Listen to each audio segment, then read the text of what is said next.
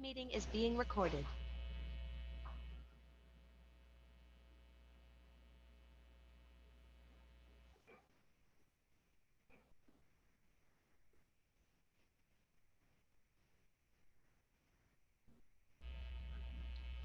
Vamos a ir esperando que entren más personas. Hay un ruido de fondo estático. ¿Alguien más lo escucha? Ah, sí, yo también lo estaba escuchando. Pero... También te escucho. Bueno, ya paró yo creo, entonces. Empezaremos a las 10:05. Nada más para probar si era yo el del ruido estático. ¿Lo escuchan? No, no eras tú. Ok.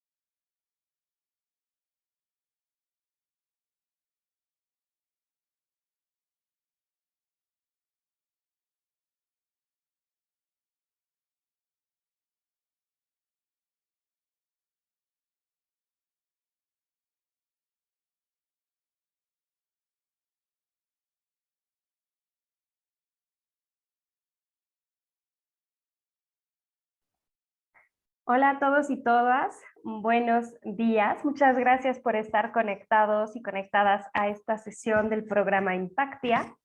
Bienvenidos a la sesión sobre cómo aplicar IA a nivel local, que se crea en seguimiento a al conversatorio anterior, donde hablamos de forma más general cómo se podía hacer. Aquí queremos hablar con varios casos de uso para que nos expliquen cómo trabajan con gobierno o directamente desde gobierno en diferentes retos. Yo soy Claudia del Pozo, para los que no me conocen, soy directora del Ion Resilience Lab de C-Minds. C-Minds somos una organización mexicana que se dedica a promover el uso ético y responsable de nuevas tecnologías para impacto en la región. Y evidentemente eso incluye el tema de inteligencia artificial. Este programa de Impactia lo estamos realizando en colaboración con la cooperación alemana, la GIZ, y la Secretaría de Relaciones Exteriores. La sesión de hoy, como bien lo sabrán, está particularmente orientada a gobiernos que están interesados en saber cómo adoptar sistemas de inteligencia artificial para enfrentarse a sus retos prioritarios. Y en particular están conectadas varias personas de la Secretaría de Innovación y Gobierno Abierto del Gobierno de Monterrey. Entonces un saludo grande a todas esas personas. También tenemos por acá a personas de los gobiernos que colaboran con la GIZ, gobiernos de Yucatán, gobiernos de Oaxaca y de la Ciudad de México. Y bueno, este programa se ha ido expandiendo, entonces seguramente también tenemos a personas de otros estados que les agradecemos mucho unirse a estos espacios de aprendizaje. Hoy no tenemos live stream en YouTube, es un evento más cerrado para justamente aprovechar que aquí tenemos 3 personas expertas en casos de inteligencia artificial, poderles hacer preguntas, hablar con ellos y ellas. Entonces no duden en que sea muy dinámico, participativo, pongan sus preguntas en el chat, pongan sus preguntas en el espacio de Q&A, de preguntas y respuestas que está abajo de su pantalla, y las iremos contestando a medida que avanzan las presentaciones y también en el espacio final de preguntas y respuestas. Entonces, listo. Sin más, le paso la palabra a Daniela Rojas para que nos presente las diferentes personas expertas que tenemos hoy. Adelante, Dani. Bueno, primero que nada, queremos agradecer por sus participaciones. Nos acompaña Pilar Espinosa, que es cofundadora de Astra Vision, una empresa de integración de inteligencia artificial en la imagen médica. Tiene experiencia de más de 10 años implementando proyectos tecnológicos con inteligencia artificial, automatización de análisis estadísticos y ciencias de datos. Ha sido parte de la conversación sobre la adopción de tecnología en los países en desarrollo, en foros internacionales y los retos de la inteligencia artificial en la industria médica. Bienvenida, Pilar. Muchas gracias por estar aquí. Ahí también tenemos a Agustín Suárez, que es subsecretario de Ciudad Inteligente del Gobierno de la Ciudad de Buenos Aires, donde se enfoca en fortalecer los canales de comunicación y simplificar la interacción entre el gobierno y los ciudadanos. Es apasionado por el impacto de las nuevas tecnologías, la innovación y la comunicación. Bienvenido, Agustín, es un gusto tenerte. También nos acompaña Alejandro Noriega, que es fundador de Prosperia, que está dedicada al desarrollo de soluciones innovadoras en temas sociales y de salud. Junto con el MIT y Prosperia ha dirigido proyectos de inteligencia artificial aplicada con la iniciativa Big Data de las Naciones Unidas, Global PUIS. Y también ha trabajado con más de 10 gobiernos nacionales de América Latina, Europa y Medio Oriente. Muchísimas gracias, Alejandro, por acompañarnos el día de hoy. Un gusto. Como pueden ver, tenemos 3 ponentes con proyectos súper interesantes enfocados a diferentes temáticas que, dada la experiencia y el conocimiento de cada uno, podremos aprender muchísimo. Así que, bueno, antes de empezar me gustaría tomar una fotografía. Entonces, pues voy a contar hasta 3 y voy a tomar la foto, ¿ok? Entonces, 1, 2 y 3. Muchísimas gracias. Ahora sí, sin más, para arrancar esta sesión de presentaciones, le cedo la palabra a Pilar Espinosa para que nos platique un poquito más sobre Astra Vision. Listo. Muchas gracias, Daniela. Muchas gracias, Claudia, por la presentación. La verdad es que es increíble que tengan este tipo de foros. Creo que es súper importante al final, pues bueno, hacer presente, o sea, cómo es la inteligencia artificial y sus retos. Tengo aquí una pequeña presentación de lo que hemos hecho nosotros en Astra Vision y quiero platicarles también de unos proyectos que hemos, o sea, que también hemos participado, que creo que son interesantes para no solamente hablar del tema de la imagenología médica y podernos abrir a otros temas. Les voy a platicar de 3 proyectos que hemos trabajado, los 3 con inteligencia artificial, pero los 3 han impactado de diferente manera en la forma en la que se ha implementado en los hospitales en particular. 2 de estos proyectos los hemos trabajado con el Instituto Nacional de Cardiología Ignacio Chávez, que es de los más grandes en Latinoamérica y de los más especializados. Y pues bueno, ha sido también de muchísimo impacto. Y el tercero, que es el que tengo, pues al final tenemos más experiencia, que es el tema de cómo implementar algoritmos de detección de anomalías en radiografías de diferentes partes del cuerpo. Les platico de estos tres proyectos y de qué va. El primero es con el doctor Diego Araiza, el cual es el encargado del área de emergencias del Hospital de Cardiología, y lo que ellos tienen es un gran flujo de personas entrando y saliendo todo el tiempo, ¿no? Y lo primero que hacen dentro de su flujo de trabajo es recibirlos, tomarles un electrocardiograma, que es esta imagen de las como pequeñas montañitas, y lo analiza un médico internista. Este médico evidentemente no tiene la especialidad que tiene el doctor Araiza y probablemente no ha visto tantos de los electrocardiogramas que él ha visto, pero pues bueno, se da un poquito un primer filtro. Lo que nosotros estamos haciendo con ellos es generar un algoritmo de muchos de los electrocardiogramas que ya tienen, que detecte una pequeña parte con inteligencia artificial y todos estos electrocardiogramas, que se llama la curva CT. Esta curva es un pequeño valle que se encuentra en los electrocardiogramas, que permite al médico que está, el médico internista, ver luego que hay una anomalía y esto pues, les hace un foco rojo, ¿no? Entonces esto les permite pues detectar en algunos casos de manera temprana, 2 semanas antes, lo que podría llegar a ser un infarto de alguna manera.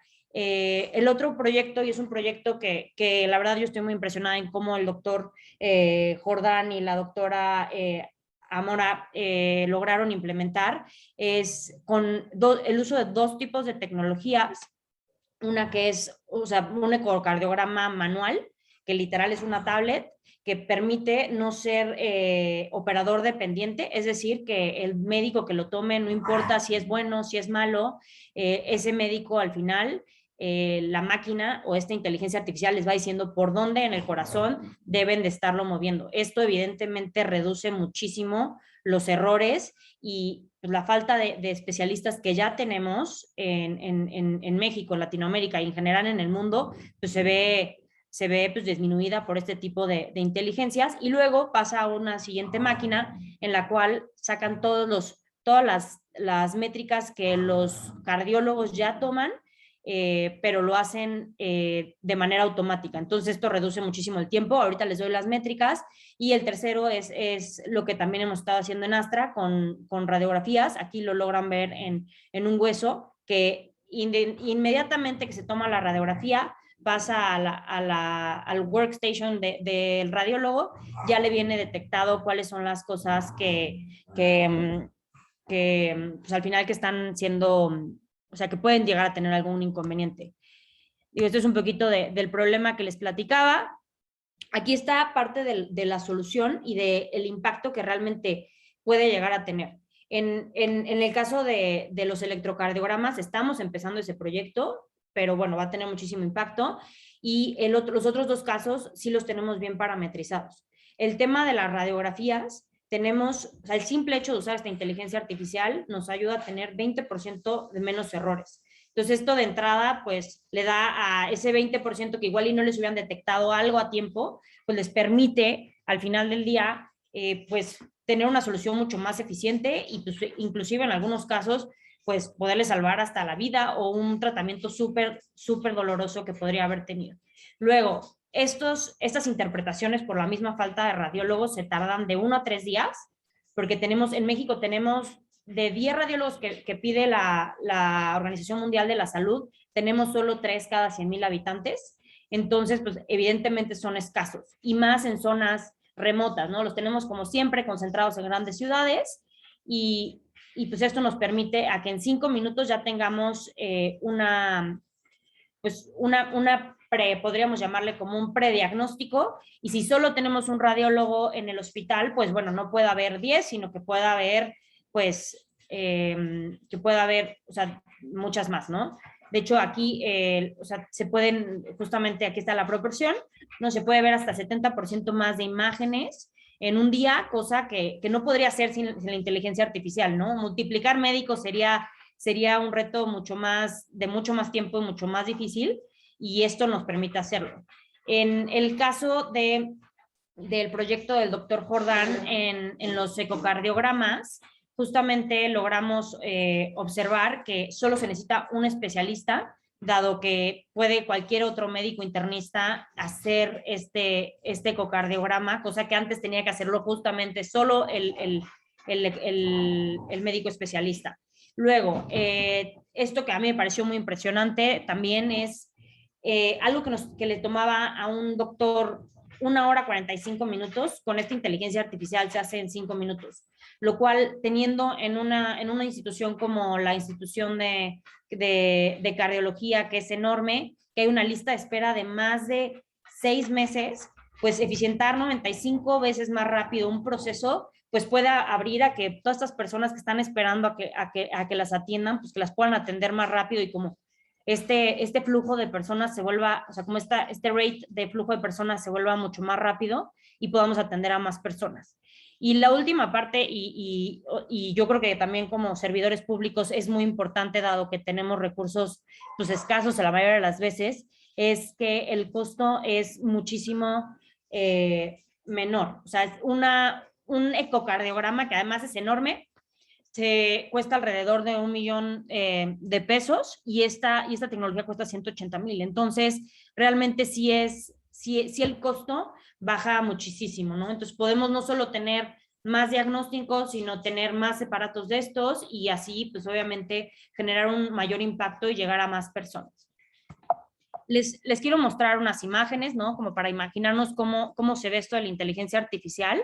En el caso de mastografías, como lo vemos, estas pequeñas como bolitas rojas es lo que el algoritmo detecta en su momento. Perdón, se me pasó esto. Y esto, pues evidentemente, hay cosas que son muy visibles, que cualquier doctor podría ver, pero hay cosas que son súper chiquitas que la inteligencia artificial tiene mucha más precisión y permite detectar cosas mucho más tempranas, que esto es bien importante y sobre todo en temas de cáncer. Luego, en temas un poquito menos graves, es la parte de los huesos, pero bueno, también, o sea, esto ayuda más pues a hacerlo de una forma rápida, ¿no? Y aquí podemos ver, ¿no? O sea, cómo se ve una fractura, luego la imagen lo busca. Y más que los doctores luego están cansados, están viendo la misma imagen todo el día, pues esto les ayuda, ahora sí que como el Waze, ¿no? Que te dice, no, pues a la derecha y tú ya decides si sí lo haces o no, pero al menos te da una guía inicial. Y esto es un poquito de cómo lo hemos hecho nosotros. Aquí está el ejemplo del cáncer de mama y cómo se ve en las otras imágenes chiquitas. Y pues bueno, esto, o sea, genera impactos en 3 sentidos. Primero que nada, pues en hacerlo mucho más preciso, que eso es algo muy importante cuando hablamos en temas de la vida de una persona, hacerlo menos costoso, como lo vimos en el caso de los ecocardiogramas, y pues también hacerlo pues más accesible para todos, ¿no? Que ese es como el objetivo al final que tenemos, o sea, tanto nosotros como empresa y tanto el gobierno como hacedor de políticas públicas. Y un poquito también de los retos que nosotros hemos visto y que hay que tener muy presentes en el tema de implementación de inteligencia artificial es, pues bueno, que las personas, o sea, nosotros, cada uno de nosotros siempre estamos sesgados a permanecer en lo que ya conocemos, entonces nos cuesta trabajo, o sea, y a pesar de que demos toda esta información sobre los beneficios, a veces romper esta estructura de nuestras formas de trabajar siempre va a ser un reto, o sea, tanto para nosotros como empresas implementadoras de tecnología, como para cambiar una política pública o hacerlo accesible a personas que trabajan en el gobierno. También un tema importante es que siempre o sea, nos da más flojera a veces hacerlo ahorita, a pesar de que vayamos a tener como incentivos en el futuro de generar beneficios, pero entonces, ¿cómo hacemos que esta parte presente sea lo más accesible posible? Y pues bueno, también que la gente, ya me adelanté, pero que la gente a veces tiene más miedo a perder que lo que tiene de ganar. Aquí hay un estudio muy interesante que, digo, ahorita ya voy a nada a cerrar con esto, de Daniel Kahneman, que ha sido quien ha estudiado mucho de esta irracionalidad de nosotros como personas humanas, ¿no? Que a pesar de que nos puede beneficiar algo, a veces no tomamos la decisión correcta. Y pues bueno, o sea, creo que esto es algo bien importante para hacedores de política pública, de cómo utilizar estos sesgos mentales que tenemos todos los días, como lo del futuro, como no querer romper nuestro ciclo de trabajo, como todo esto, o sea, generando políticas públicas que tengan incentivos que nos lleven a utilizar todas estas tecnologías que ya están ahí, que ya están implementadas, están listas para usar y para llegar a muchas más personas. Digo, de mi parte es todo y pues te paso la palabra, Dani. Perfecto, muchísimas gracias, Pilar. Fue una presentación súper interesante. Nos encantó escuchar como todas estas diferentes aplicaciones de lo que están haciendo en AstraVision. También pues invito a los participantes que vayan dejando pues las preguntas que tengan sobre las presentaciones que vamos a estar haciendo en el chat de preguntas y respuestas. Ahora le paso la palabra a Agustín Suárez para que nos platique pues, qué están haciendo desde el gobierno de la ciudad de Buenos Aires. Muchísimas gracias. Gracias por la invitación. Súper interesante poder compartir panel y compartir también conocimiento entre colegas. Comparto pantalla y les muestro una presentación.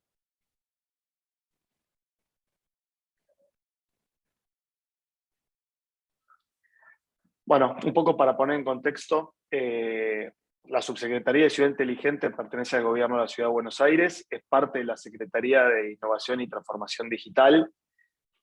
Tenemos varios objetivos, pero esto es un poco lo que resume lo que hacemos acá, que es tratar de que la Ciudad de Buenos Aires sea cada vez más innovadora, transformando de la necesidad, tomando decisiones en base a datos, siendo innovadores, abriendo nuestras soluciones y también, muy importante, incluir desde la tecnología, que para nosotros termina siendo un medio para hacer mejor la vida de los vecinos de la ciudad y aquellos que vienen a conocerla.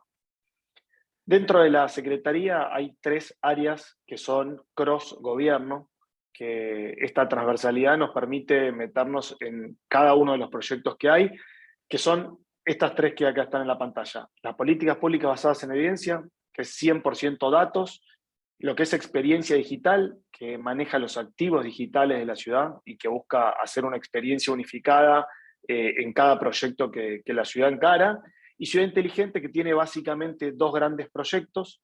Uno es Boti, es el WhatsApp de la ciudad, de lo que voy a hablar hoy sobre todo, y otro gran proyecto de identidad digital que se está metiendo de lleno en la agenda de la Ciudad de Buenos Aires, porque estamos empezando a meter blockchain en las identidades autosoberanas de nuestros ciudadanos, tratando de desburocratizar un poco el Estado y hacer más eficiente el día a día. La Subsecretaría de Ciudad Inteligente busca, en pocas palabras, desarrollar soluciones a través de tecnología y mejorar la calidad de vida de los ciudadanos. Boti es este personaje agradable que se ve ahí en pantalla, que básicamente es el WhatsApp de la ciudad de Buenos Aires. Buenos Aires hace 3 años y pocas semanas se convirtió en la primera ciudad del mundo en utilizar WhatsApp para hablar con los ciudadanos de forma oficial. Para nosotros fue un paso enorme y el crecimiento que se dio en el correr de los años fue muy grande, pero lo que nos dio una exposición muy grande y un crecimiento brutal fue lamentablemente el COVID. Nosotros con la aparición del COVID y la pandemia implementamos muchas soluciones en muy poco tiempo a un mensaje de distancia de nuestros ciudadanos. Entre varias cosas que hicimos, compartíamos las medidas que había, cómo prevenir el COVID, hicimos un triage a través del WhatsApp donde uno podía saber qué tenía que hacer y qué no. Empezamos a compartir los resultados de los testeos a través de WhatsApp. Todo el plan de vacunación con sus turnos, su agenda y demás se dio a través de WhatsApp. Empezamos después a compartir el certificado de que uno estaba vacunado. Y por último, que eso voy a hablar un poco, lanzamos un proyecto bastante innovador que se llama IATOS.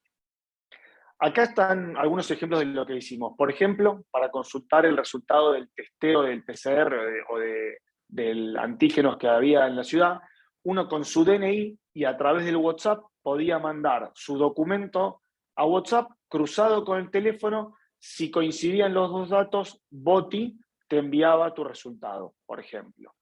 Para anotarte, para darte la vacuna, uno se empadronaba a través de WhatsApp u otros medios, se confirmaba que estaba en lista de espera, te enviaban el turno, uno lo confirmaba, después tenía un recordatorio y por último Boti te preguntaba la experiencia. Todo esto a través de WhatsApp. Esto hizo que también crecieran mucho las consultas de otros temas que teníamos también en la ciudad. Y esto es la última gran implementación que tuvimos a nivel de innovación, que trabaja mucho con la inteligencia artificial. ¿Por qué? Porque durante más de un año recolectamos las toses de todas las personas que iban a hisoparse a alguno de nuestros centros de testeos. Tenemos lo que nosotros decimos la base de datos de toses más grande del mundo, porque recolectamos 140.000 toses asociadas a un testeo positivo o negativo. Entonces, hoy, a través de WhatsApp, enviando un mensaje de audio, Boti, a través de un algoritmo y un entrenamiento que se hizo en una red neuronal, te sugiere, en caso de que vos no cumplas con ninguna de las preguntas del triage, que vos no tengas síntomas, que vos no tengas falta de aire, que no tengas un contacto estrecho, en caso de tener todos negativos, Boti igual, a través del sonido de tu tos, puede identificar si sos un potencial caso COVID o no. Esto, por suerte, lo hicimos en un momento donde no hay tantos casos, pero con una alta tasa de efectividad después de poder haber entrenado tanto tiempo y con tantas toses esta red neuronal. Esto lo que tiene no solo es innovador a nivel solución, y encontramos en muchos casos asintomáticos, en un 70 y 78% de efectividad de asintomáticos identificábamos si se les sugería ir o no ir a hacerse un testeo. O sea, a personas que no tenían ningún síntoma le podíamos descubrir en un caso que tenían COVID y eran asintomáticos. Esto no solo fue innovador como solución, sino porque también las 140.000 toses y el algoritmo con el que se entrenó esa red neuronal, siempre desde el día 1 estuvieron compartidos con toda la comunidad para que cualquiera que quisiera experimentar a través de toses con resultados positivos y negativos de COVID, están a disposición en el GitHub de la Ciudad de Buenos Aires, donde pueden consumir la información y donde también puede cada uno explorar y buscar soluciones con esta base de datos. ¿Qué nos pasó con las conversaciones? Y acá es donde a veces la pandemia y la mala suerte de esto que nos tocó vivir, a nosotros nos ayudó a hacer crecer a Boti. En marzo de 2020 teníamos 300.000 conversaciones en Boti y pensamos que iba a ser el récord absoluto que íbamos a tener por mucho tiempo. Y bueno, lo que muestra el gráfico es que en enero de 2022 tuvimos 11 millones de conversaciones a través de WhatsApp principalmente, y después utilizando otros canales, porque lo que tiene Boti es que es agnóstico de plataforma, pero es muy importante que nosotros estemos donde nuestros ciudadanos utilicen la mensajería. Este es el camino largo que transitamos, y por qué implementamos tan rápido las soluciones cuando apareció el COVID, fue que veníamos de muchos años de ir trabajando en un chatbot en las plataformas que podíamos explorar, incorporando inteligencia artificial de interpretación de intenciones de nuestros ciudadanos y tratando de cada día ser un poco más inteligente a nuestro robot amigo, que con la pandemia y con la aparición de WhatsApp hizo que se volviera una figura fundamental en la atención de nuestros ciudadanos. ¿Qué tiene Boti de diferente o cómo lo construimos? Es una herramienta que está disponible 24/7 y para nosotros eso es fundamental. Es escalable y flexible, y eso se vio en la pandemia cuando implementamos soluciones muy rápidas en un canal muy cercano. Es accesible y tiene una personalidad muy amigable que genera bastante empatía con nuestro cliente, que es el vecino. Es cercano, y esto de que sea agnóstico de plataforma es lo que hace que hoy estemos en WhatsApp, en Facebook Messenger, en Telegram, en Instagram, y el día de mañana en donde encontremos una posibilidad de conversar con los ciudadanos.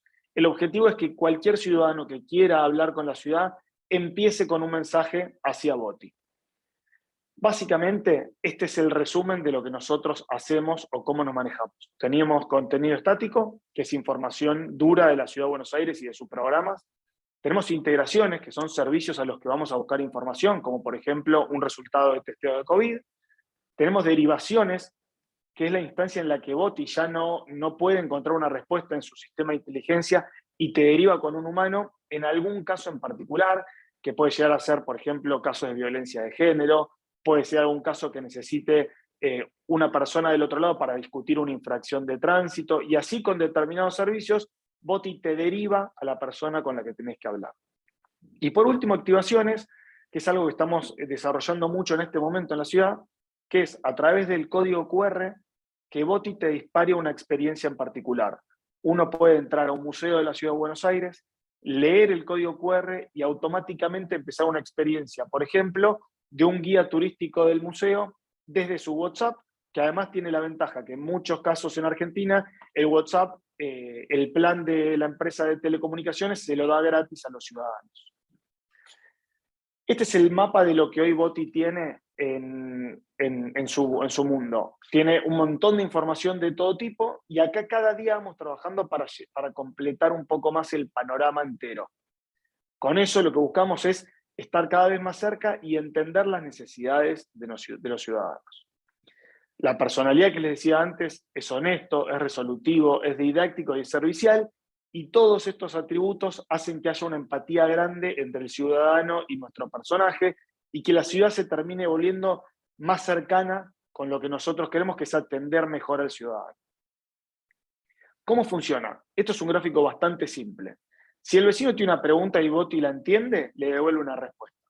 Si no la entiende, Boti tiene como un ciclo bastante cerrado de respuesta que es. No entiendo la respuesta, voy a buscarla a las áreas.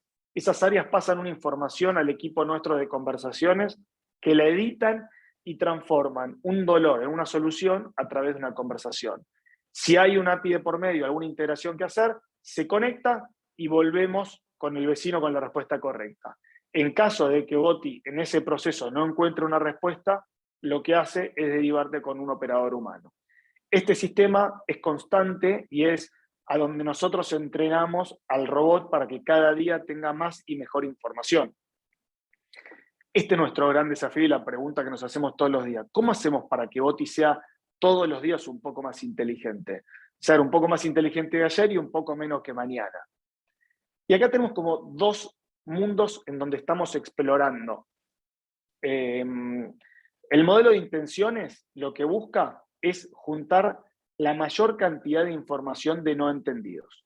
Esto, nuestro sistema de inteligencia artificial de interpretación de lenguaje tiene una plataforma que, por ejemplo, si uno pregunta vacuna, dosis, tercera dosis, empieza a englobar una cantidad de intenciones en un mundo donde nosotros tenemos que ir y analizar este clúster y tratar de encontrar la respuesta. Después tenés la sección de entrenamiento donde a partir de lo que vamos encontrando en las intenciones de las personas, podemos ir haciendo más eficiente. Si uno quiere, por ejemplo, pagar una infracción y te pone pagar una infracción, en vez de ir al principio del módulo, donde te pregunto, ¿es una infracción de tránsito? ¿Querés hablar con un operador? Boti directamente puede ir a la acción concreta.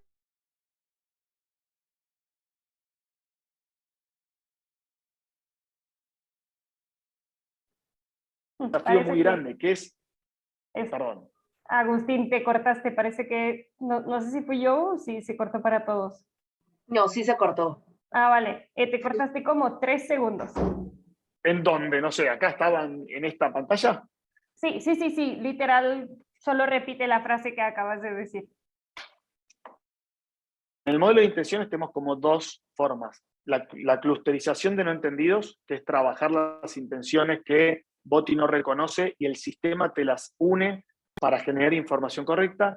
Y la sección de entrenamiento, que es tratar de hacer que Boti sea más inteligente y más eficaz a la hora de reconocer una acción o una intención, de ir directamente a la acción que está dentro del bot. Por ejemplo, si la persona pone pagar una infracción, yo no lo voy a meter en el flujo entero de tránsito, transporte, infracciones, sino que voy a ir directo al módulo de pagar. Y por último, nuestro gran próximo desafío es el PNL. ¿Qué quiere decir esto del procesamiento del lenguaje natural? Nosotros tenemos hoy un equipo interno de conversación, lo que llamamos CUX, Conversational UX. O sea, hoy tenemos personas que interpretan un dolor y hacen de eso una solución a través de una conversación.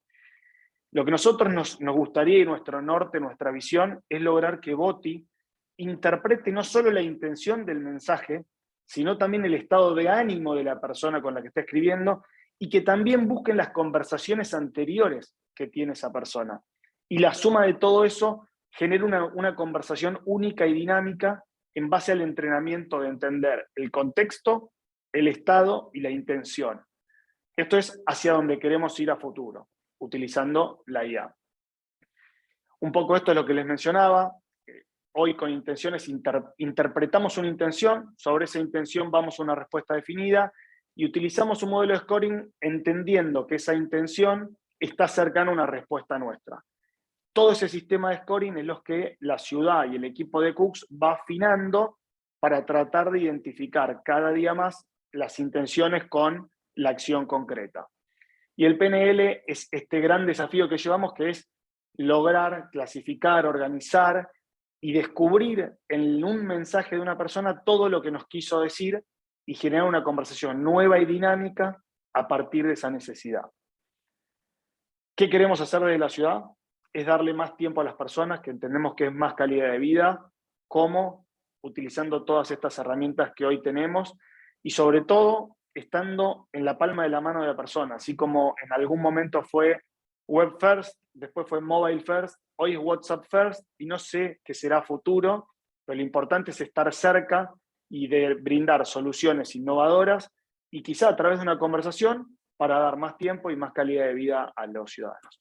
Y acá les dejo el QR para que si lo quieren pueden leer o pueden agendarse a Boti, que termina siendo un número de teléfono de la Ciudad de Buenos Aires, 54 911 50 50 0147, y ahí Boti van a poder vivir la experiencia de chatear con nuestro robotito amigo y que los ayude a conocer un poco más la Ciudad de Buenos Aires y la atención que damos a los ciudadanos.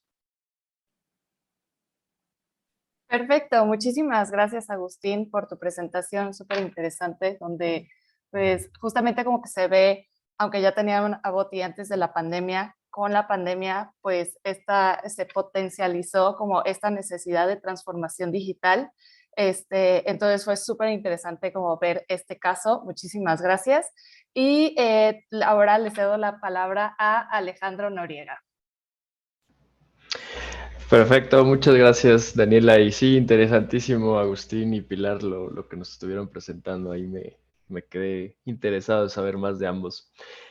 Bueno, pues vamos a nuestro tema y la verdad es que está buenísimo el combo porque son muy, muy diferentes los casos de uso que estamos viendo y creo que es de lo mejor que he visto. Les voy a compartir pantalla. Déjenme. ¿Pueden ver mi pantalla? Sí, perfecto. Ok, muy bien. Entonces vamos allá. Pues yo les voy a hablar de un tema muy diferente, también con muchísimo impacto. El tema del cual les quiero hablar es inteligencia microterritorial, como le llamamos, con aplicaciones a la optimización de infraestructura y políticas sociales. De hecho, interesante que Agustín esté aquí para ver qué opina en cuanto a aplicabilidad de este tipo de temas en la ciudad de Buenos Aires. Probablemente tengan algunos ya. Y bueno, rápido, para que sepan quiénes somos, me presento. Somos una organización llamada Prosperia. Surgimos del Instituto Tecnológico de Massachusetts, el MIT, y básicamente surgimos para, pues, inventar tecnología que mejore, pues, cómo se diseñan, focalizan y gestionan políticas sociales e infraestructura social. Básicamente, ¿a qué nos referimos con políticas y cuál es nuestro norte? Como dice Agustín, pues realmente buscar que estas políticas sean precisas, que sean eficientes, que sean equitativas y que sean transparentes. Eso es un poco lo que nos guía y por lo que generamos estas tecnologías. Un poquito que en los últimos 3 años, la verdad es que este es un área súper fértil. En los últimos 3, 4 años hemos tenido colaboraciones muy exitosas con gobiernos de 8 países de América Latina, principalmente con ministerios, secretarías a nivel nacional, típicamente, por ahí algunas estatales, y bueno, pues típicamente con ministerios de economía, de planeación, de desarrollo social, y mucho también con los de datos. Y bueno, en colaboración con agencias internacionales, con el MIT, de donde nosotros surgimos, y con organizaciones justamente como C-Minds. Bueno, eso es una súper breve introducción y déjenme aquí veo el tiempo para no pasarme. Ahora, ¿a qué nos referimos? ¿De qué se trata esto? De hecho, le hemos puesto un nombre que es Incluya porque buscamos que sea justamente inteligencia artificial utilizada para la inclusión. Y bueno, inteligencia microterritorial para planeación y optimización de infraestructura y políticas. Vamos poco a poco y empiezo con quizá lo más aburrido, que es qué clase de metodologías estamos utilizando y luego verán que se va a poner mucho más interactivo y aplicado. Bueno, pues básicamente una base metodológica que tenemos y tecnológica es generar mapas de pobreza y mapas de uso de suelo con inteligencia artificial, mucho basado en imágenes satelitales de alta resolución, no solamente, pero mucho basado en eso, que nos permiten pues mapear en áreas urbanas y rurales a gran escala, hacer estos mapas de pobreza y uso de suelo que sean actualizados y pues con muy alta resolución, ¿no? Por ejemplo, celdas cuadrados de 50 por 50 metros, que es un poco lo que estamos viendo aquí, que nos va detectando, por ejemplo, una zona muy, muy complementaria, o bueno, muy contrastante, por cierto, entre de un lado y del otro lado del río, una zona de muy alta pobreza y una zona de pues muy baja pobreza. Luego, georreferenciación de no es cuando uno tiene un mapa como este, pues realmente se queda corto porque lo que buscamos es el impacto, como dice esta iniciativa, Impactia, ¿no? Para eso hay muchas otras cosas que se tienen que hacer y van a ver que esto va a ser un tema en mi presentación, que no, la inteligencia artificial, bueno, es una palabra, un término que nos junta aquí, pero realmente se necesita complementar con sistemas de apoyo a toma de decisiones y otro tipo de cuestiones para realmente tener impacto. Entonces, una vez que tienes esos mapas, pues hacer georreferenciación de la infraestructura actual y o potencial, por ejemplo, escuelas, centros de salud, asistencia social, guarderías, comedores sociales, etcétera. De ahí georreferenciación de beneficiarios de programas y políticas actuales y potenciales, qué tipo de programas y políticas, por ejemplo, apoyos alimentarios, escolares, al transporte, a adultos mayores, a madres solteras, etcétera. Ustedes conocen muy bien toda la variedad de apoyos y políticas sociales.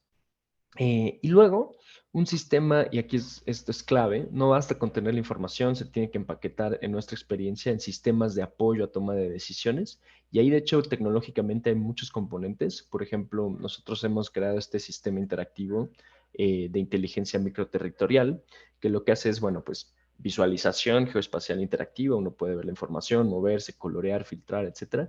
Pero muy importante hacer simulación de decisiones de infraestructura y políticas. ¿Qué pasa si yo pongo una infraestructura aquí? ¿Qué pasa si diseño mi política de esta forma? ¿Cómo impacta eso? Estas métricas de impacto en coberturas, costos, presupuestos, brechas de inclusión, etcétera.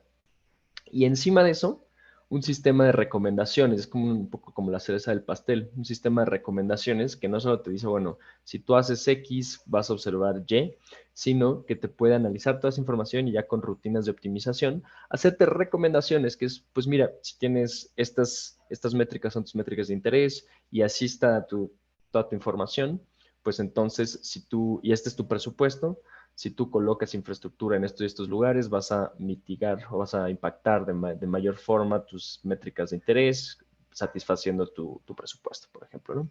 Entonces, es un poco como en abstracto toda la parte metodológica que quería tener una slide de metodología y realmente lo demás va a ser puras aplicaciones.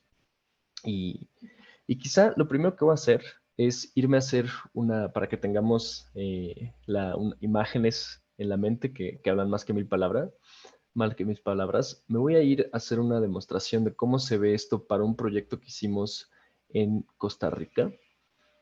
Vamos a ir para acá. Déjenme. Todo el año pasado estuvimos colaborando con el gobierno de Costa Rica para un proyecto de muy alto impacto. Aquí, bueno, un poco para ubicarnos, empiezo con la visión alta. Me voy a meter a Costa Rica. Y bueno, si pueden apreciar, Costa Rica es un país verde y realmente casi que el 85% de la población vive en 4 ciudades en el centro, que es esta mancha urbana que estamos viendo aquí. Son 4 ciudades, incluidas San José y otras 3. Déjenme prender la capa de información. Aquí, en este proyecto, el objetivo, y es importante ver que este tipo de tecnologías pueden, una vez que las desarrollas, tener muchas aplicaciones, y eso va a ser otra línea conductora en mi presentación. En este caso, el enfoque de impacto y de caso de uso fue para todo el sistema de protección social de Costa Rica, todas las políticas de Costa Rica, uno tiene que estar primero, la puerta de entrada es una base de datos que se llama el CINIRUBE, que en otros países básicamente es el registro social. Entonces es que mandan un trabajador social a tu casa, te levanta un cuestionario socioeconómico y una vez que ya tiene tu información el gobierno, entonces te va canalizando a diferentes políticas. Pero entonces la puerta de entrada, si tú no estás en esa base de datos, si una persona no ha venido a tu casa, tú estás excluido de toda la política social. Y por lo tanto, pues una gran pregunta es quién no está ahí y asegurarse que toda la gente más vulnerable, en especial, debe estar ahí. Todo el proyecto se enfoca en eso, en optimizar ese registro social y garantizar que la población más vulnerable esté dentro. ¿Cómo lo hacemos? Bueno, me voy a acercar aquí, primero para que veamos cuando hablo de alta resolución, ¿a qué me refiero? Entonces aquí estoy, por ejemplo, en el Estadio Nacional y cada uno de estos cuadraditos de 50 por 50 metros es a ese nivel que vamos a hacer todo el análisis, ¿no? Entonces vamos a hacer análisis de pobreza, de si ya tienen beneficiarios o no tienen beneficiarios, de si es área habitacional, o sea, si hay viviendas o no, todo va a ser a ese nivel. Entonces a eso nos referimos cuando hablamos de alta resolución. Y cuando hablamos de gran escala, pues nos referimos a que estamos viendo toda esta gran área metropolitana, 4 ciudades en donde vive el 85% de la población de Costa Rica. Ok, voy a ser muy breve, evidentemente, porque no nos quiero aburrir, también porque hay muchas cosas que decir y esta es una presentación resumen.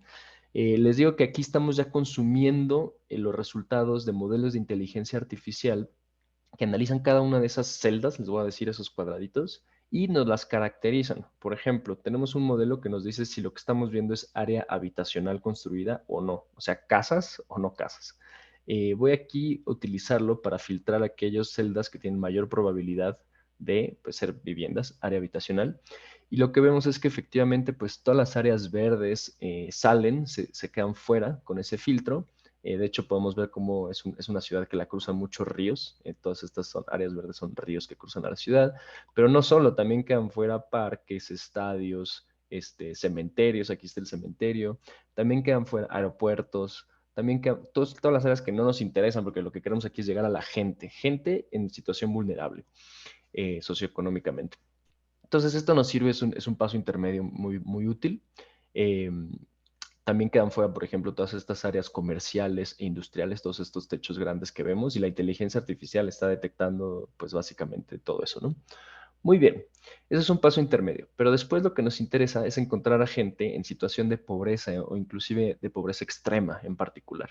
Entonces aquí tenemos el resultado de otro modelo de inteligencia artificial. En este caso voy a colorear por el resultado de ese modelo. Esto es básicamente una probabilidad de pobreza extrema, en donde nos colorea en verde aquellos lugares que tienen baja probabilidad de pobreza extrema y en rosado aquellos que tienen alta probabilidad de pobreza extrema. Interesante, pues la ciudad no está, o sea, la mayoría de la población no está en pobreza extrema y eso coincide con pues, la estadística que es aproximadamente 8% de la población está en pobreza extrema. Pero hay focos que emergen rápidamente con esta metodología que nos indican, bueno, pues probablemente dónde encontramos mayores concentraciones de esta población. Yo me podría acercar a uno, por ejemplo, que es esta zona. Cuando le mostramos esto al viceministro de Desarrollo Social de Costa Rica, nos dijo, claro, este es un terreno enorme, que es el asentamiento informal más grande de Costa Rica, que efectivamente pues es población que en su gran mayoría vive en pobreza extrema. Es interesante, por ejemplo, a ojo, darnos intuición y ver la diferencia. Esta es la imagen que les mostraba antes de pues lo que sucede de un lado del río y lo que sucede del otro lado del río, ¿no? Donde si me acerco creo que pueden constatar que pues la población que vive aquí vive en situaciones realmente muy, muy malas. Por ejemplo, es altos niveles de hacinamiento, materiales muy informales de construcción, no tienen servicios, no tienen ni siquiera calles que pasen por aquí. Mientras que del otro lado, pues tenemos este fraccionamiento de otro nivel socioeconómico completamente distinto, que inclusive tienen piscina, etcétera, ¿no? Entonces eso nos dice pues que realmente está haciendo un trabajo muy sorprendente esta inteligencia artificial. Ahora, recordemos para qué la queremos. La queremos para encontrar, para un propósito muy específico. Y yo creo que siempre hay que ser muy específicos en cómo tener impacto con estas tecnologías.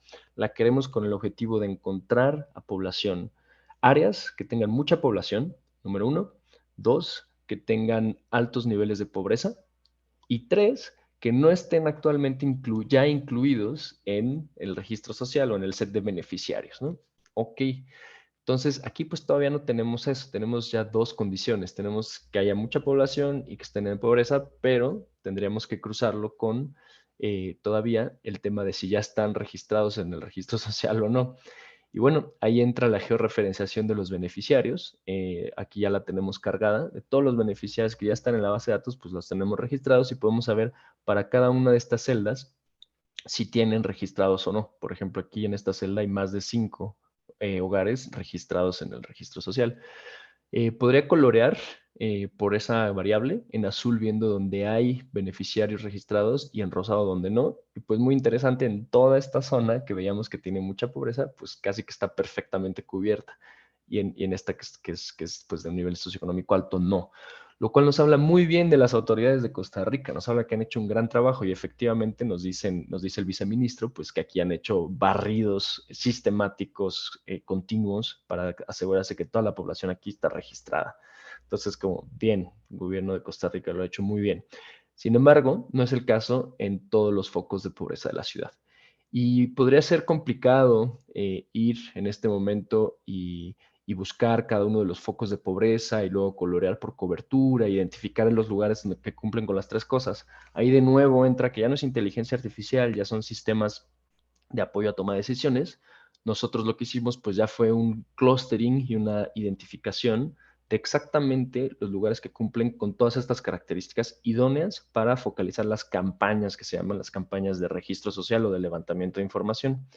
Entonces y eso es lo último que les muestro aquí. Déjenme cambiar de capa de información. Muy bien. Entonces ya tenemos esos clústeres identificados y esta es una herramienta ya para los tomadores de decisiones que están básicamente diciendo el próximo mes en el municipio X en dónde van a ser nuestras campañas de levantamiento de información. Resulta que solo hay, bueno, solo o no solo hay, es relativo, el decir si son muchos o son pocos, encontramos 41 clústeres pues que cumplen con las tres características mencionadas, que hay mucha población en alta pobreza y sin cobertura del registro social. Ok, y aquí los listamos. Entonces yo puedo dar un clic, por ejemplo, e ir a ver uno de ellos en particular. Entonces, por ejemplo, le voy a dar, déjenme ver, sí, le voy a dar un clic a uno. Vamos para allá. Y nos va a llevar a verlo. Es un clúster de hogares que está allá en el borde de la ciudad. Es un asentamiento también informal, que casi parece una zona rural, pero pues está todavía en la zona urbana. Y efectivamente, pues si me acerco, creo que pueden ver que las condiciones son muy subóptimas.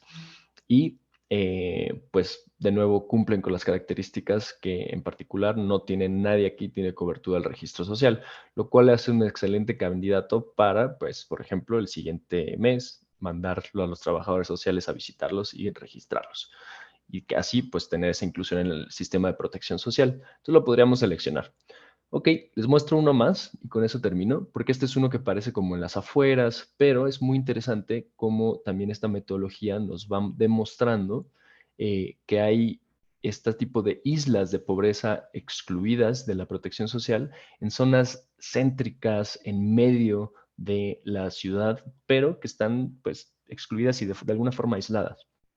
Por ejemplo, aquí tenemos este clúster que está en medio de zonas industriales, o sea, aquí hay grandes centros comerciales, grandes industrias, barrios de clase media, etcétera, y ahí tenemos este asentamiento informal, ahí medio, pues, en la parte de atrás de un centro comercial y en la parte de atrás de una industria, al lado del río tenemos este asentamiento con unas 500 familias que viven en pobreza extrema y recordemos que no están en el sistema de protección social.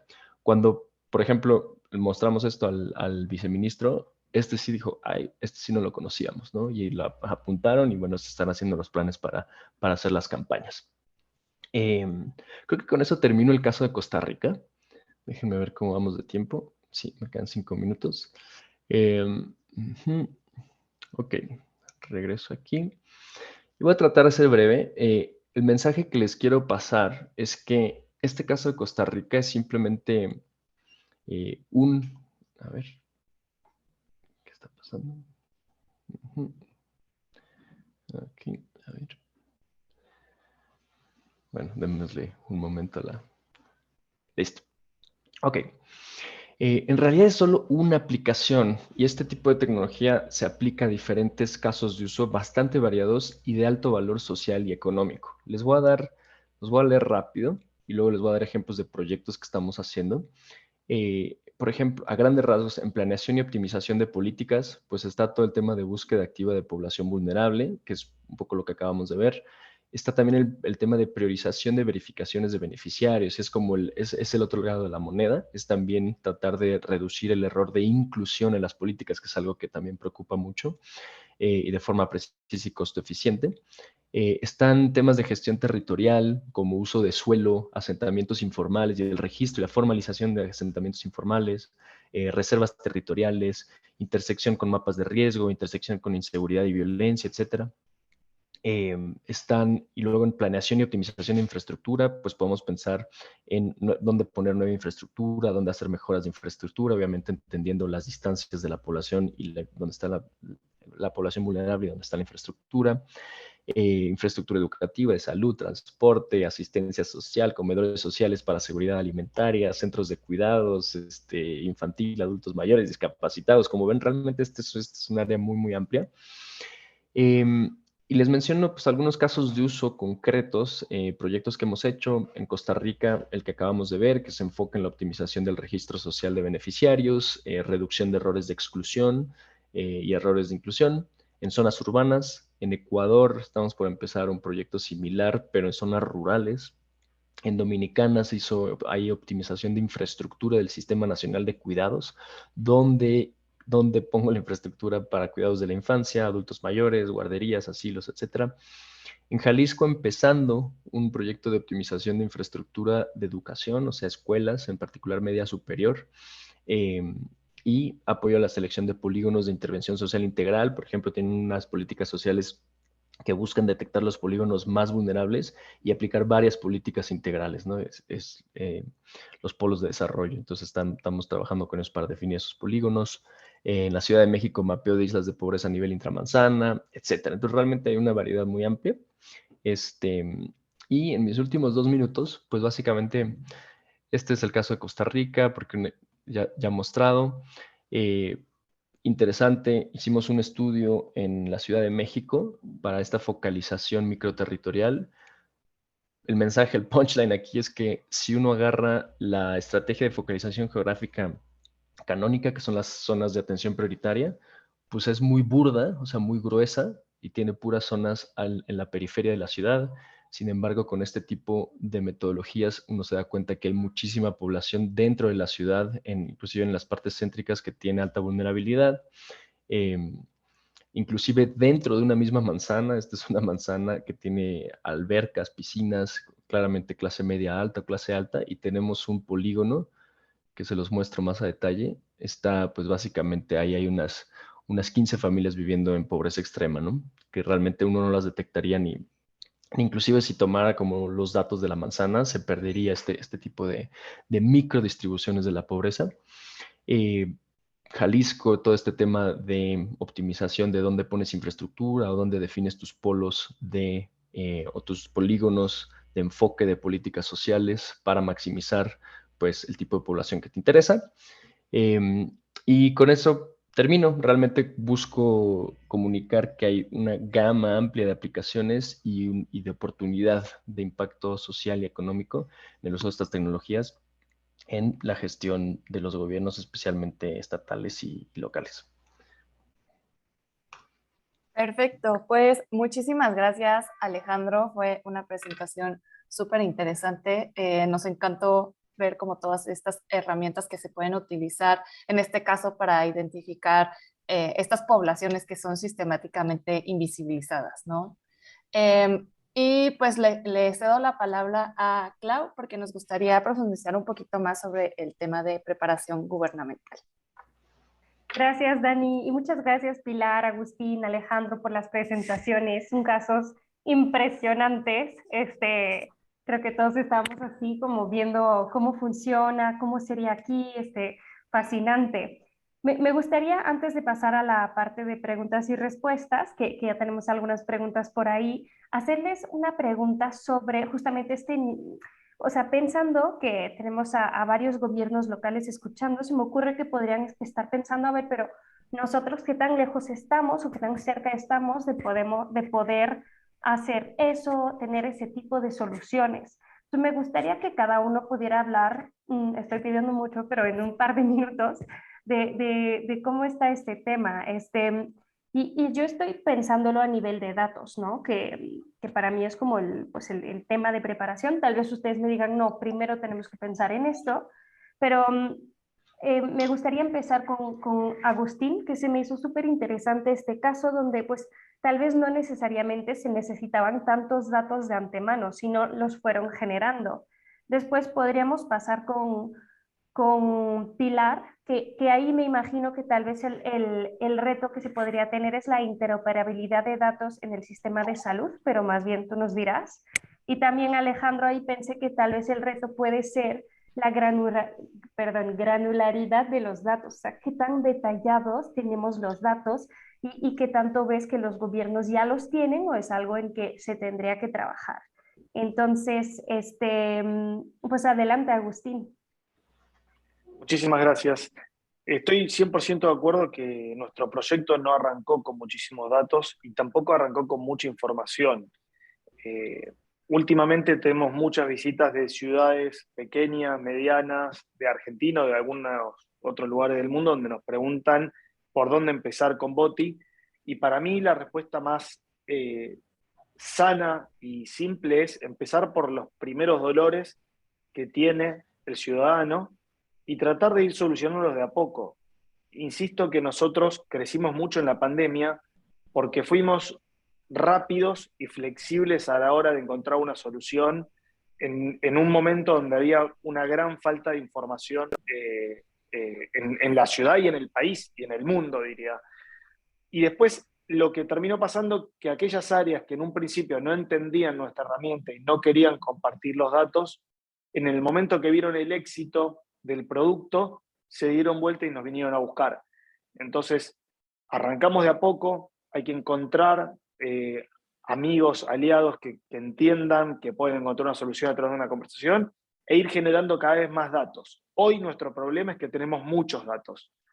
Y hoy tenemos más de 6.000 intenciones en un bot que cuando una persona pregunta algo tiene que darle una recorrida entera a todo el sistema con este scoring de si entiende o no entiende lo que el vecino pregunta. Ahora estamos viendo cómo hacer para ser más eficientes con toda esa información. Antes no teníamos datos, ahora tenemos muchos datos. Creo que el equilibrio de estar buscando la eficiencia y esa frase que parece trillada, pero que es real, que es todos los días tenemos que ver cómo hacer que sea más inteligente con los datos y haciendo más eficiente esa inteligencia. Claro, oye, pues creo que son retos interesantes y nos dará gusto seguir actualizándonos con ustedes para ver cómo van, porque es un caso increíble. Felicidades. Alejandro, pasamos contigo. Sí, fíjate que es una gran pregunta y ya después de 3 años de trabajo, te puedo decir que al inicio sí nos topábamos como que la falta de datos era una barrera, pero pues la realidad es que se pueden adaptar estas tecnologías y lo que hemos hecho es que para cada nivel de disponibilidad de datos, pues hay un módulo de valor. Entonces, inclusive te platico, hemos tenido conversaciones con gente de países como Guyana, que tienen cero datos, ¿no? Es cero datos, no hay datos. Y hay mucho que se puede hacer, afortunadamente. ¿Por qué?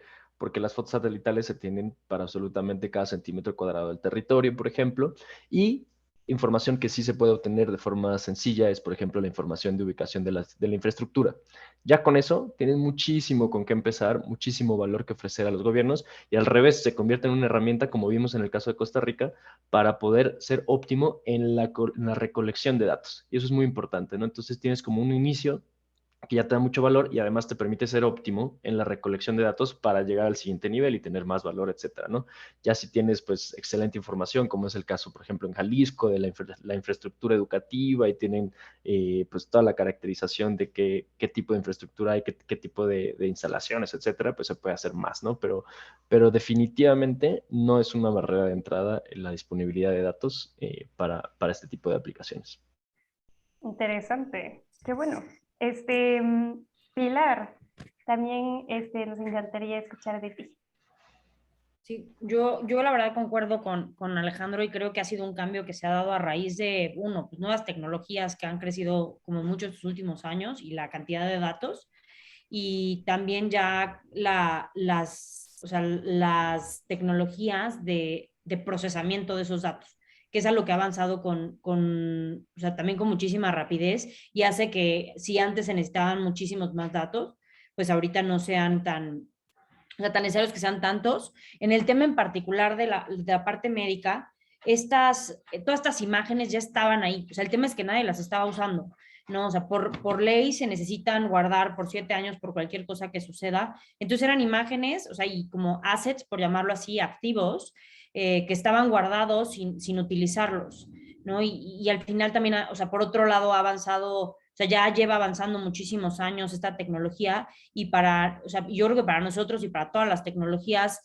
pues la implementación y la adopción de la tecnología a veces es el principal reto, porque ya está hecha muchas veces y es funcional y funciona muy bien.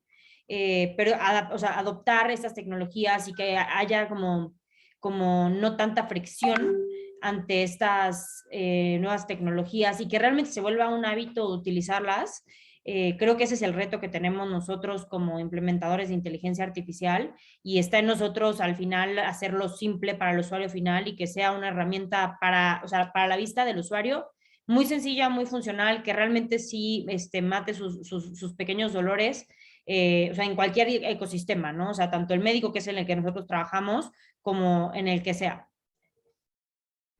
Gracias, Pilar. Excelente. Dani, te regreso la palabra. Perfectísimo. Pues tenemos una primera pregunta aquí en el chat que va para Agustín, el cual dice, ¿qué plataforma, software o gestionador de flujos de comunicación usan para Boti?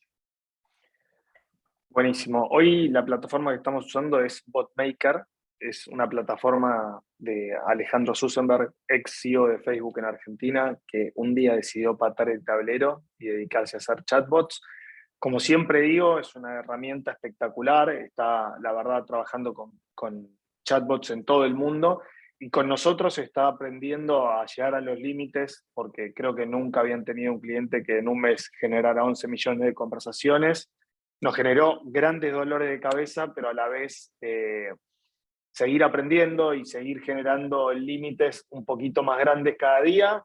Y a través de ellos es también como trabajamos con Meta o WhatsApp como empresa, generando un triángulo entre la ciudad, Meta y BotMaker como plataforma. Así que BotMaker es la respuesta. Excelente, muchas gracias. También los otros participantes, si quieren hacer una pregunta de altavoz o un comentario, pueden levantar la mano y les podemos dar la palabra. Bueno, mientras tanto, como saben, este proyecto es... Daniela Torres, adelante. Gracias, Clau. Creo que está un poco más orientada hacia Alejandro y quería saber, o sea, ahorita mencionabas, ¿no? Que la disponibilidad de los datos no necesariamente es como una limitante, pero bueno, ahorita, por ejemplo, hemos tenido experiencias en algunos proyectos de Big Data que obviamente que estamos tratando de trabajar al diferente nivel subnacional y nacional y, por ejemplo, se partió de usar datos de la Ciudad de México porque había mucha más disponibilidad y luego se trataron como de escalar a nivel nacional, como simplemente hacer y fue muy retador, ¿no? Porque obviamente o sea, no había lo mismo, entonces no era comparable, no se podía simplemente extrapolar y un poco quizás no sé si nos puedas platicar un poco más, no sé si han tenido experiencias trabajando a nivel nacional y a partir como de datos subnacionales y cómo se lidia con esa como disparidad de diferentes capacidades como para tratar de hacer una homologación o si no se puede y se toma caso por caso. Sí, no, buenísimo, muchas gracias por la pregunta. Y de hecho, sí, quizá pequé de dar una visión, o sea, lo que quise decir es se puede, pero no es fácil y hay que ser muy estratégico, ¿no? Y creo que la estrategia es importantísima de cómo ir construyendo bloques de valor con lo que sí tienes y además esto es un ciclo que se retroalimenta y cada vez vas pudiendo hacer más cosas, que creo que es mensaje que también han pasado Agustín y Pilar.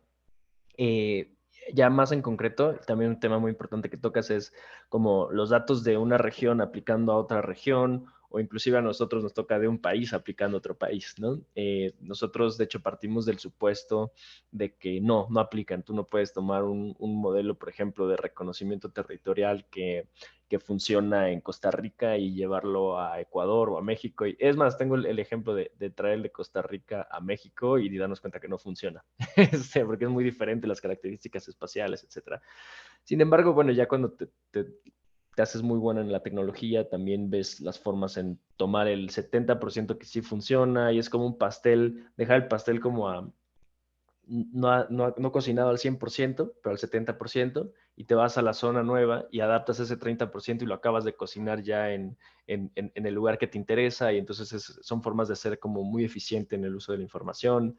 Hay estrategias, creo que mi respuesta es hay estrategias, definitivamente no es trivial, la respuesta no es trivial, pero pues después de años de experiencia sí hay estrategias en las cuales puedes empezar casi desde cero. Y la realidad, digo, también para ya un poco más hablando de la audiencia de esta llamada, es que en los contextos que se tienen, creo que la mayoría son de la administración en México, hay datos. O sea, de hecho créanme que estoy acostumbrado a muchísimos menos datos. Aquí hay muchísimo que hacer con los datos que existen. Sí. Muchísimas gracias, Alejandro, por tu respuesta. Y lo que nos gustaría hacer ahorita sería una ronda de recomendaciones, si se pueden 3 concretas cada uno, sobre, pues para estos gobiernos, los que quieren como empezar a implementar este tipo de tecnologías, ¿qué es lo que ustedes les recomiendan desde su experiencia y conocimiento? Y estas recomendaciones enfocadas como en política pública. ¿Les parece que empecemos con Pilar? Sí, lo estaba maquinando todavía en mi mente. Pero sí, yo creo que el primer paso, o sea, ya lo dieron, o sea, que sería de mis recomendaciones, que es justamente, pues, entender qué es la inteligencia artificial y perderle el miedo, porque a veces suena muy sofisticado y realmente, pues, nada más es automatizar cosas que hace un humano a una computadora y eso, o sea, creo que perderle el miedo es importante. Y justo, o sea, lo que les platicaba anteriormente, que creo que es un reto para las personas que hacen política pública, es hacerlo de una forma sencilla y que no asuste o sea, que no asuste a los que lo tienen que implementar, ¿no? Y que, o sea, yo lo que recomendaría es, o sea, ver la manera de que no sea, o sea, que no haya una fricción entre las personas que lo implementen, como que piensen que va a ser mucho trabajo, sino que realmente ellos sean también parte o sea, parte del proyecto, parte de escucharlos, ¿no? Y saber realmente qué les puede servir, ¿no? Porque al final del día, o sea, las personas que lo vayan a implementar serán los consumidores finales, por llamarlo de alguna manera, y eso, o sea, considero que es súper importante. Perfecto, muchísimas gracias, Pilar. Seguimos con Agustín. Buenísimo. Qué simple que suena cuando Pilar dice que solamente automatizar una computadora. Me encantaría que fuera así. Es genial. Yo lo llevaría a un plano mucho más, lo voy a llevar a un plano mucho más soft, que es, yo recomendaría la escucha activa, entender dónde están las necesidades, la empatía. Para nosotros podríamos haber hecho un sistema de preguntas y respuestas y buscamos generar una personalidad y cercanía a través del bot y eso generó mucha empatía con nuestros ciudadanos.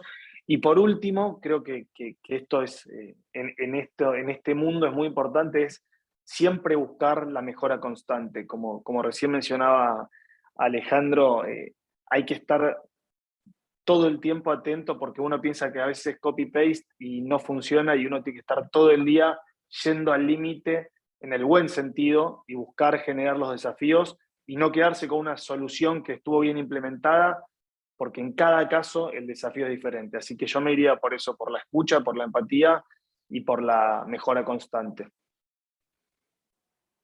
Muchísimas gracias, Agustín.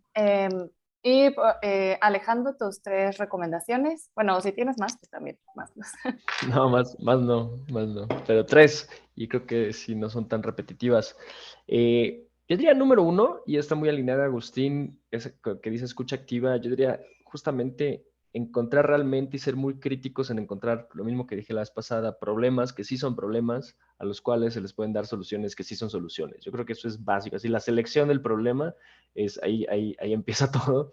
Número 2, ser muy estratégicos en el sentido de tener victorias tempranas que te permitan seguir, como mencionaba Agustín, una vez que empezó a funcionar esto, entonces las demás agencias me empezaron a dar datos. Eso es una ley, básicamente, tener victorias tempranas para ir construyendo esa energía, ese momentum, ese éxito.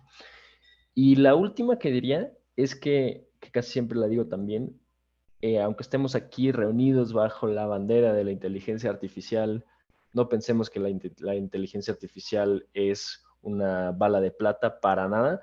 El ejemplo de Agustín es excelente. Cuando pensamos en Boti, pues la inteligencia artificial es un módulo inteligente que está dentro de Boti, que hace la interpretación del lenguaje natural, etcétera. Pero para llegar a dar valor, a resolver problemas, hay que pensar en sistemas. El caso que yo presenté también es muy buen ejemplo, porque tiene la inteligencia artificial, pero realmente está enmarcada en un sistema de apoyo a toma de decisiones, que eso es al final lo que uno busca. Entonces no nos ceguemos por la palabra inteligencia artificial, realmente es un poco más amplio, es eso, más sistemas de mejora de toma de decisiones, de comunicación, etcétera.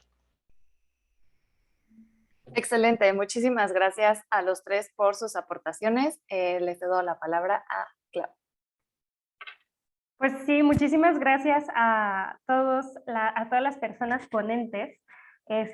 Gracias por los diferentes ejemplos fascinantes en diferentes temas, contarnos que, bueno, tal vez lo que vemos como más difícil, como tener suficientes datos, no es el reto más importante, se pueden ir generando, como nos explicó muy bien Agustín. Y bueno, sí, muchísimas gracias por su tiempo, gracias también a la audiencia. Creo que esta plática encamina muy bien a la que sigue, que será el próximo martes, para que se vayan en Semana Santa ya con muchas ideas en la cabeza y lo piensen en la playa. Pero la próxima plática será sobre inteligencia artificial para cumplir con los objetivos de desarrollo sostenibles. Y ya tenemos aquí un buen ejemplo de salud, de reducción de pobreza, de ciudades inteligentes. O sea, al final del día todo va contribuyendo y en la próxima plática profundizaremos todavía más con otros casos y también un poco más de la teoría de cómo puede contribuir. Entonces esperamos verlos ahí. Y también muchísimas gracias a la GIZ y a la SRE por hacer estos espacios posibles. Nos encantó escuchar los diferentes casos. Muchísimas gracias. A las personas participantes, si no se han registrado todavía, por favor háganlo para que puedan recibir el correo con diferentes recursos, la grabación y como siempre estamos evaluando los espacios, entonces nos encantaría que nos apoyen con eso. Esperamos verlos la próxima semana para el último espacio de Impactia y que tengan una muy buena tarde. Hasta luego. Muchas gracias a todos y a todas. Bonito día. Gracias, adiós. Un gusto.